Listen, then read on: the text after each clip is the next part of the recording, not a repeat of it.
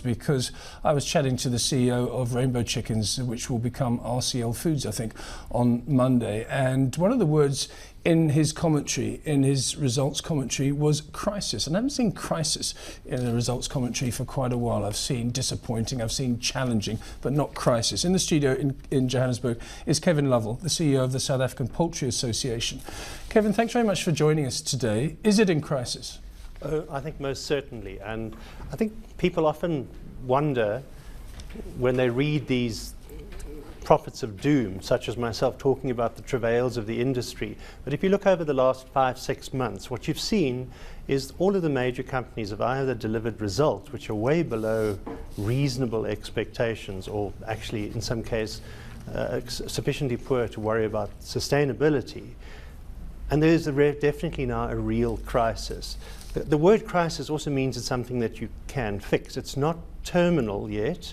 That if the state intervenes with various trade measures, the tariff application is one of them, we can come out the other side. The state takes too long to act or doesn't act aggressively enough. I do worry that a good number of even some of the larger companies are not going to be here in the next year to 18 months.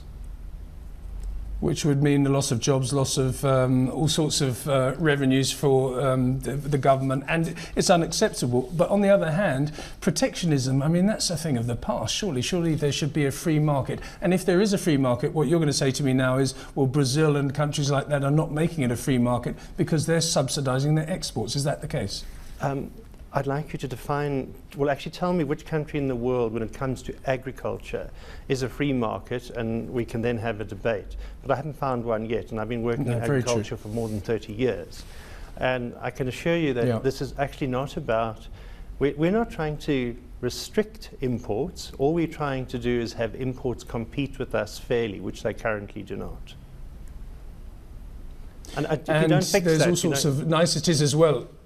No, I'm just saying that things like, I mean, I've heard stories about whole birds going to the Netherlands, for example, and the Netherlands takes the bits that they want and then sells down to South Africa the bits that they don't want. All sorts of complications. So what you're saying is that the government should step in and actually take a bold move and restrict these practices.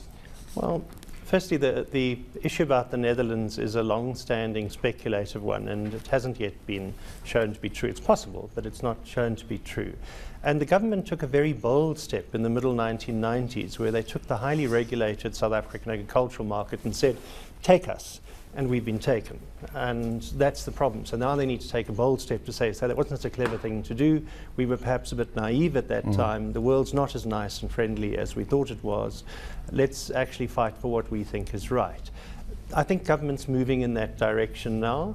They don't have a history of working like that, so they're practicing on people like us to bring about that shift from being passive accepting to actually standing up for the interests of local industry.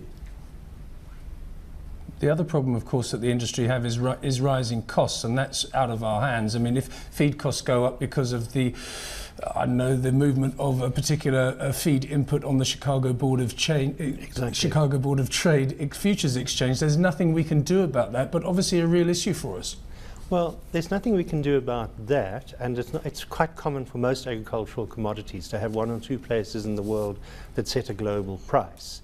What we can do things about is the fact that we pay in South Africa more than an American farmer would pay for maize and soya, a Brazilian farmer would pay for maize and soya, an Argentinian farmer would pay for maize and soya. And the reasons relate to transport differentials and all sorts of complicated factors that go into our import parity pricing model. So yes, we cannot change CBOT, the Chicago Board of Trade, but we most certainly can change the way that these grains are priced in South Africa if the government wants to. Perhaps what your viewers wouldn't know about is that South Africa has permission to subsidize agriculture up to 2.1 billion rands per annum, direct interventions, and has had so since the 1980s when the Uruguay round talks were concluded.